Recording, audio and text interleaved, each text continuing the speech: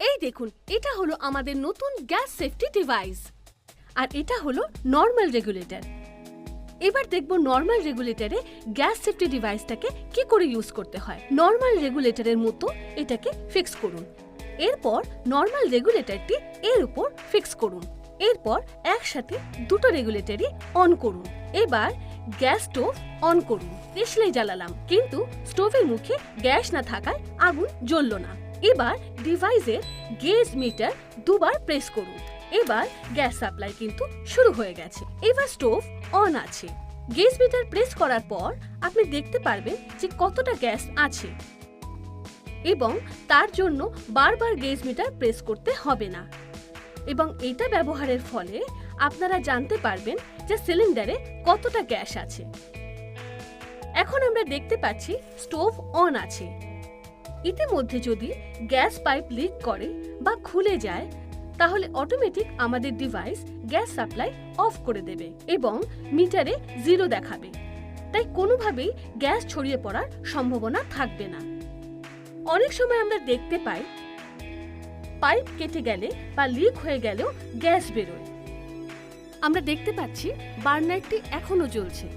এবার আমরা এখান থেকে একটি দেশলাই কাঠি নিয়ে আগুনটা যদি আমরা পাইপের মুখে ধরি, তখনও কিন্তু দেখছি গ্যাস লিক হচ্ছে, কিন্তু তাতে মারাত্মক কোনো দুর্ঘটনা ঘটার সম্ভাবনা নেই। তার কারণ একমাত্র এই ডিভাইসের জন্য। এবার আমরা যদি সেই পাইপটিকে রিপেয়ার করে নিয়ে তারপরে যদি তার মুখে আবার আমরা দেশলাই কাঠি ধরি, তখন আমরা দেখব যে আগুন কিন্তু আর জ্বলছে না, অর্থাৎ গ্যাস সাপ্লাই বন্ধ হয়ে গেছে। কিন্তু পুনরায় ডিভাইসটাকে অন করে ফোর্স করলে তবেই আবার গ্যাস সাপ্লাই অন হবে। তাহলে দেখতে পাচ্ছি যে এভাবে কিন্তু আর কোনো দুর্ঘটনার সম্ভাবনা নেই। আমাদের রোজকার জীবনে কিন্তু এলপিজির ব্যবহার অপরিহার্য।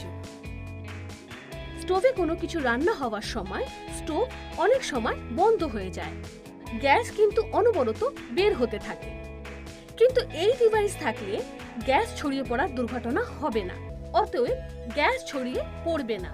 কিন্তু আমাদের এটা মাথায় রাখতে হবে, সামান্যতম গ্যাস লিক কিন্তু হতেই থাকে, কিন্তু সেইটা 1 থেকে 5 মিনিটের মধ্যে গ্যাস ছড়িয়ে পড়ে বড় দুর্ঘটনা ঘটার সম্ভাবনা থাকে।